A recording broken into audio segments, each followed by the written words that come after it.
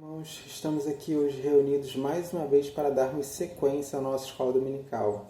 Nós estamos estudando a revista que tem por título Por que o Evangelho é Boa Notícia?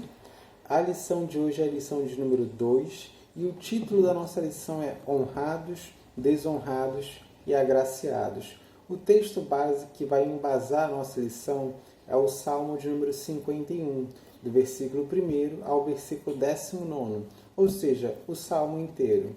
Vamos então estar dando início à nossa lição de hoje. Na nossa lição de hoje, a introdução vai abordar a relação que há entre as ciências naturais e as ciências humanas. Muitas vezes as pessoas se dão conta da existência das ciências humanas no momento em que vão pensar na universidade, pensar na faculdade.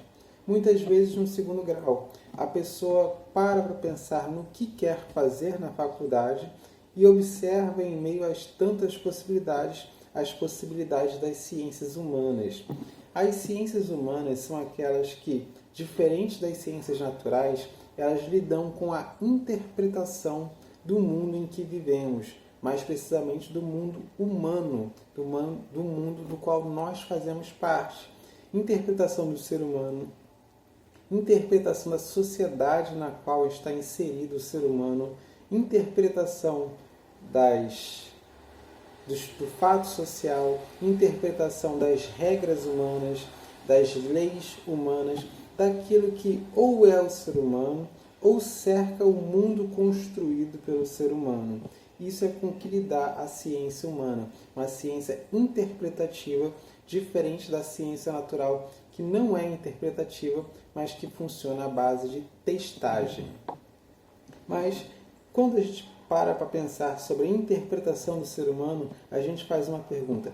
Afinal de contas, o que é o ser humano? Se voltando para a Bíblia, nós vemos no ponto 1 que o ser humano foi criado no 6º dia da criação. Deus criou o mundo e tudo quanto nele existe ao longo de 6 dias e no 7º dia Deus descansou da sua obra de criação. Então o ser humano foi criado no último dia da obra da criação, no 6º dia. O ser humano foi formado a partir do pó da terra e no pó da terra, a partir do qual Deus criou o ser humano, Deus soprou nas narinas humanas o fôlego da vida, soprou do seu espírito no ser humano. E a partir de então, o ser humano se tornou uma alma vivente. Vejamos o que diz Gênesis 2:7.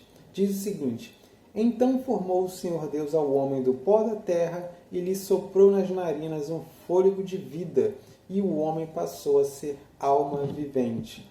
Então, o ser humano foi formado a partir do pó da terra, mas não apenas a partir do pó da terra. O ser humano foi formado também do sopro que Deus colocou nas narinas do ser humano. E a mulher? A mulher foi formada a partir do homem. Tendo Deus criado Adão, tendo Deus criado o primeiro ser humano, Deus formou o segundo ser humano a partir do primeiro. Deus formou Eva a partir de Adão. O texto bíblico em que se encontra isso é o texto de Gênesis 2, versículos 21 e 22, que diz o seguinte: Então o Senhor Deus fez cair pesado sono sobre o homem, e este adormeceu. Tomou uma das suas costelas e fechou o lugar com carne. E a costela que o Senhor Deus tomara ao homem, transformou-a numa mulher, ele a trouxe. Então, Deus formou o primeiro ser humano a partir do pó da terra, ele soprou nas narinas, e o segundo ser humano foi formado a partir do primeiro ser humano. E o que Deus falou para Adão, o que Deus falou para Eva depois que criou a ambos? No nosso texto bíblico vai dizer que a ordem que Deus deu para eles foi a ordem de dominar o mundo inteiro. Vejamos Gênesis 1, 28. Diz o seguinte: E Deus os abençoou, ele lhes disse: Sede fecundos, multiplicai-vos, enchei a terra e sujeitai-a, dominai sobre os peixes do mar, sobre as aves do céu e sobre todo animal que rasteja pela terra. Gênesis 1, 28. A ordem de Deus foi para sujeitar todo o mundo, colocar o mundo inteiro debaixo da sujeição do ser humano. Isto é, cuidar de todas as coisas, guardar todas as coisas, zelar pelo mundo criado. O ser humano tinha a incumbência de cuidar do mundo inteiro. Essa foi a ordem que Deus deu para o ser humano. Esse foi um mandato que Deus concebeu ao ser humano. Cuidar da criação inteira. E como esse ser humano foi criado? De que forma ele poderia fazer todas essas coisas? A gente vê na Bíblia que o ser humano foi criado à imagem e semelhança de Deus. Isso está escrito em Gênesis 1, 26, que diz o seguinte: também disse Deus, façamos o homem à nossa imagem, conforme a nossa semelhança. Tenha ele domínio sobre os peixes do mar, sobre as aves dos céus, sobre os animais domésticos, sobre toda a terra e todos os répteis que rastejam pela terra. Interessante nesse texto notar, façamos o homem à nossa imagem, conforme a nossa semelhança. Então o ser humano não foi uma criação qualquer, ele foi uma criação específica, especial. Ele tinha uma especificidade, ele tinha uma diferença, algo que lhe é próprio.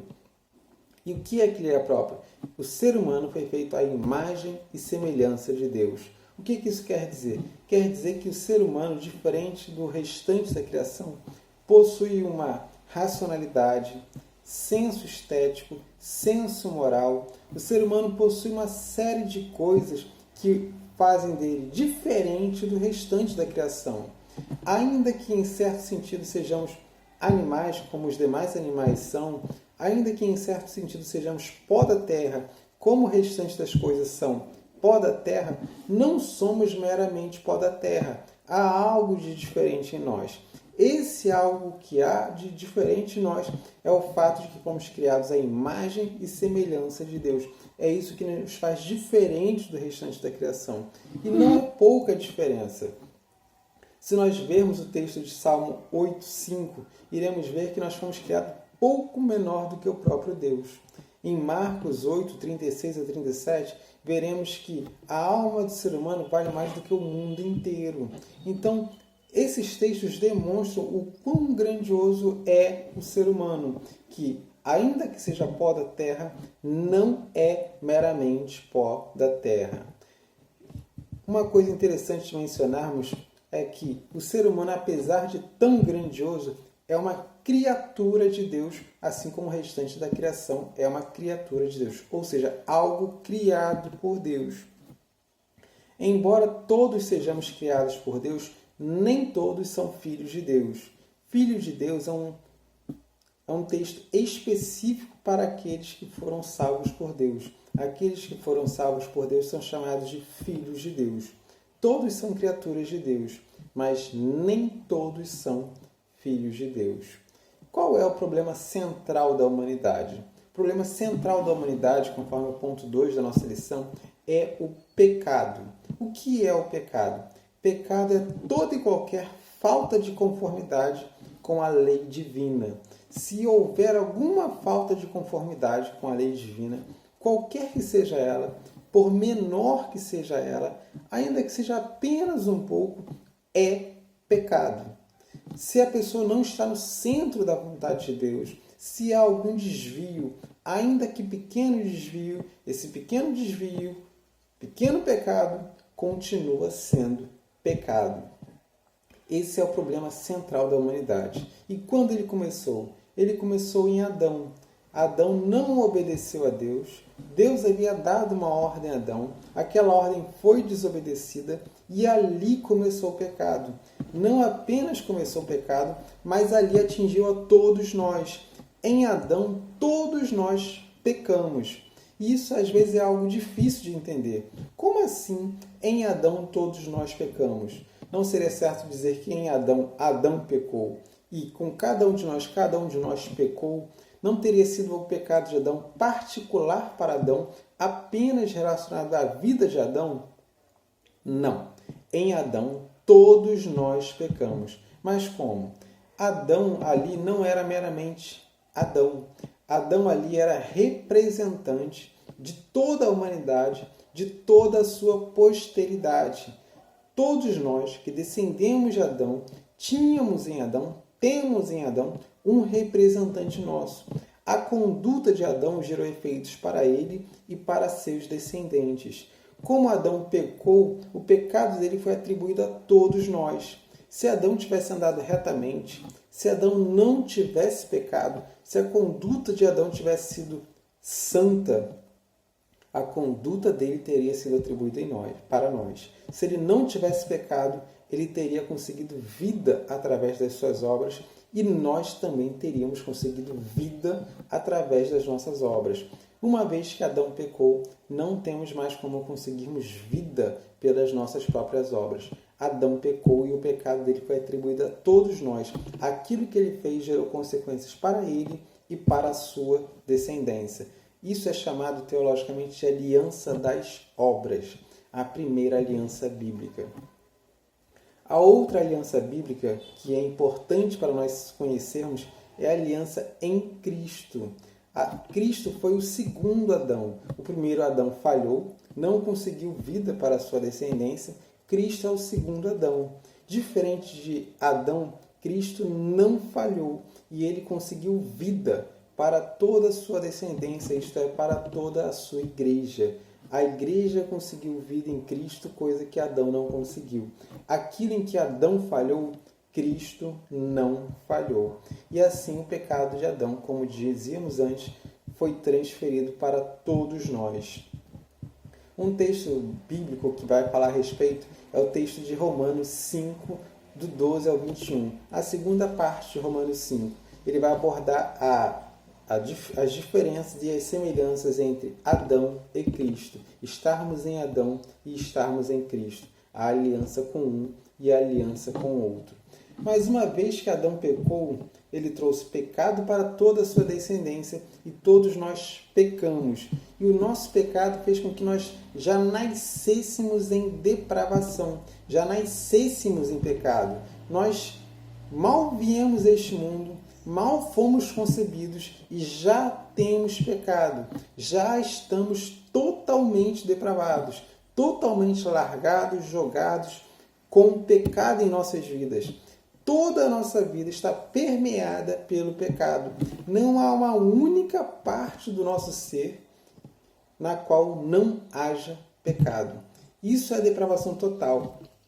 Não quer dizer que nós somos tão maus quanto poderíamos ser. Não somos maus ao extremo. Não somos a pior coisa que poderíamos ser. Temos como ser piores do que já somos. Não é isso que quer dizer. Mas quer dizer que todo o nosso ser está sujo, permeado com pecado, de modo que não há nada puro em nós. Não somos tão ruins quanto poderíamos ser. Poderíamos ser piores, mas ainda que não sejamos tão maus quanto poderíamos ser, todo o nosso ser está permeado com o pecado. Ainda existe a imagem de Deus em nós, mas essa imagem ficou totalmente distorcida em razão do pecado. Sobre essa doutrina, a doutrina da queda ou a doutrina do pecado original e seus efeitos para a humanidade, houve um interessante debate entre Agostinho e Pelágio. Agostinho defendia exatamente isso que estamos falando, que o pecado de Adão atingiu a toda a humanidade e que a humanidade nasce em pecado por conta do pecado de Adão. Pelágio pensava diferente. Pelágio pensava que, assim como Adão nasceu neutro, sem pecado, podendo ou não pecar, assim nasce cada um de nós nesse mundo. Podemos ou não podemos pecar quando nascemos. É uma escolha nossa. Podemos ou não podemos ir a Cristo. É uma escolha nossa. Nós somos livres para fazermos aquilo que preferimos fazer. Não somos pessoas condicionadas pelo pecado, não somos pessoas que nascem em pecado, somos pessoas que vêm a esse mundo livres para escolhermos fazer aquilo que quisermos fazer. Assim defendia Pelágio. A doutrina de Pelágio ficou condenada pela Igreja, não era a ortodoxia, não era o ensino comum, o ensino certo, era um ensino errado. A doutrina de Agostinho, que foi a que primeiro expusemos, é a correta. E algumas pessoas às vezes questionam isso perguntando a respeito da nossa liberdade. Mas Pelágio apenas queria dizer que nós somos livres. Será que nós não somos livres como Pelágio queria dizer que nós somos? Temos liberdade, mas não como entendia Pelágio. Liberdade na Bíblia tem 4 sentidos diferentes. Há 4 diferentes liberdades expostas na Bíblia. A primeira liberdade é a liberdade que Adão possuía e que apenas ele e Eva possuíam, que nenhum de nós hoje possui, que era a liberdade de poder pecar. Eles não eram pecadores. A natureza deles era santa, reta, perfeita. Eles foram criados por Deus de forma perfeita. Apesar deles serem perfeitos, eles podiam pecar. É diferente de nós. Nós não somos assim. Eles eram perfeitos e podiam pecar. Nós não somos perfeitos.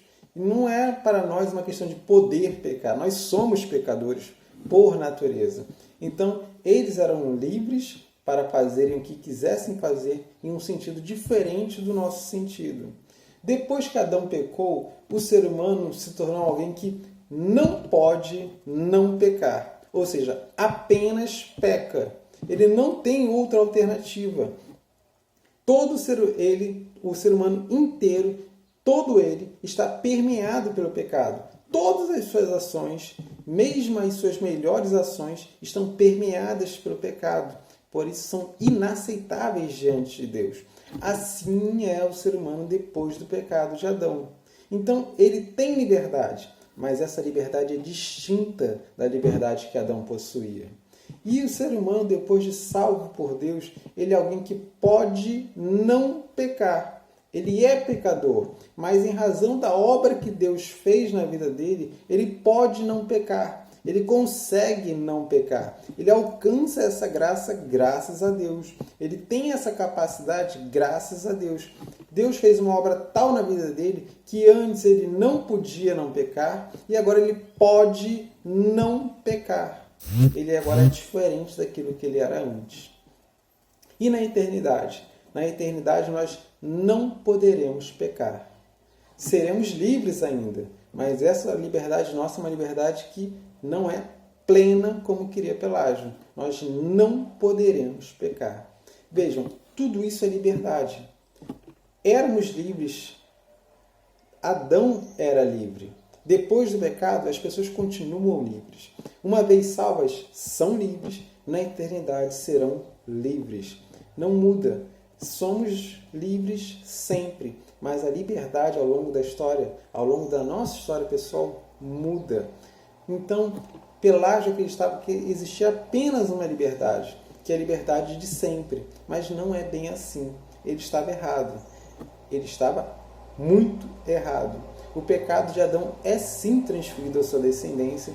Isso não muda o fato de que somos livres, ainda que mude a forma como somos livres. A doutrina de Agostinho, portanto, é correta e a de Pelágio a errada. Mas, graças à doutrina de Pelágio, que é uma doutrina equivocada, surgiu alguns problemas na história da igreja, outros problemas. Um deles foi relacionado a Charles Finney. Charles Finney acreditava que o ser humano é livre como Pelágio acreditava, que tinha o livre-arbítrio, que tinha livre capacidade para arbitrar em sua vida, capacidade total e plena para arbitrar em sua vida. Acreditava que esse era o único tipo de liberdade existente, que não havia nenhuma outra. E se o ser humano podia arbitrar livremente o que fazer da sua vida, ele podia escolher ir a Deus. Ele é livre. Se ele é livre, ele pode fazer o que ele quer fazer. Se não há nenhum impedimento em sua vida, se não há nenhuma condicionalidade em sua vida, se ele tem total liberdade para fazer o que quiser, ele pode até mesmo ir a Deus. Embora a Bíblia diga que o pecador não pode ir a Deus. Mas Charles Finney acreditava que podia. E em razão dessa sua fé, ele fazia na sua igreja apelos, coisa que não existia na história da igreja. Ele apelava às pessoas para que as pessoas escolhessem ir a Deus. Ele não apenas pregava o sermão dele, não apenas esperava que Deus trabalhasse nos pecadores através do seu sermão, não apenas esperava que o Espírito Santo agisse através da sua pregação, mas, além disso, ele, depois do sermão, fazia um apelo para que a pessoa escolhesse. Não era Deus quem trabalhava nas pessoas, eram as pessoas que escolhiam ir a Deus. Assim pensava Charles Finney. Isso é um problema. É um problema porque ir a Deus não depende de nós. Depende de, primeiramente, Deus trabalhar em nós. Primeiramente, Deus trabalhar em nós. Se Deus não trabalhar em nós, não adianta irmos à frente numa igreja que isso não irá nos transformar. Mas, ponto 3, onde está a graça nisso tudo? Bom, a graça nisso tudo está no fato de que ainda existimos. Deus poderia ter acabado com todas as coisas a partir do pecado de Adão, mas não acabou.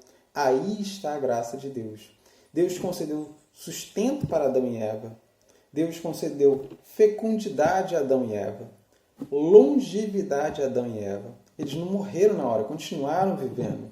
Deus concedeu consciência moral a eles e a sua descendência para que eles continuassem a conseguir conviver. Deus, por sua graça, limitou a maldade das pessoas para que elas continuassem a conviver. Deus concedeu governo civil para que punisse aquele que faz o mal. Deus continuou atuando diretamente nas pessoas para que o mal não prevalecesse. Deus continuou enviando suas chuvas sobre bons e maus, justos e injustos. Deus continuou concedendo alegria ao coração das pessoas. Deus continuou junto desse mundo, apesar do que ele era. Aí está a graça de Deus. Ele criou graciosamente todas as coisas. Ele construiu, trouxe todas as coisas à existência através da sua graça, e através dessa mesma graça sua, ele continuou sustentando o mundo, coisa que ele não precisaria fazer. Mas aí está a graça de Deus na criação. Deus continuou sustentando a todos nós, apesar daquilo que nós somos. Apesar daquilo que nós somos, a graça de Deus continua sobre as nossas vidas. Que nós possamos refletir sobre essas coisas e que nós consigamos, irmãos, vermos quão gracioso Deus é conosco. Nos criou e nos sustenta apesar daquilo que nós somos, apesar de cada um dos nossos pecados, que não são poucos. Que nós possamos saber pedir perdão pelos nossos pecados a Deus e que nós possamos nos lembrar da graciosidade de Deus na criação das nossas vidas a cada momento, a cada instante, de modo que não venhamos mais a pecar. Oremos a Deus. Deus, nós agradecemos a Ti por mais esse dia, agradecemos a Ti, Deus, porque o Senhor nos criou graciosamente, agradecemos a Ti pela graça Sua, da Sua paciência, pela Sua graça, da Sua longanimidade, por cada uma das Suas graças, Deus, que tem continuado sobre as nossas vidas, apesar daquilo que nós somos. Ajuda-nos, Deus, a meditar nessas coisas, ajuda-nos, Deus, a ter isso dentro dos nossos corações, e que nós possamos, Deus, ser pessoas santas e retas, que nós possamos nos santificar a cada dia, que nós possamos, Deus, pela Sua graça, sermos aquilo que nós deveríamos ser. Ajuda-nos, seja conosco, esteja com cada um de nós te pedimos e agradecemos no nome de Jesus. Amém.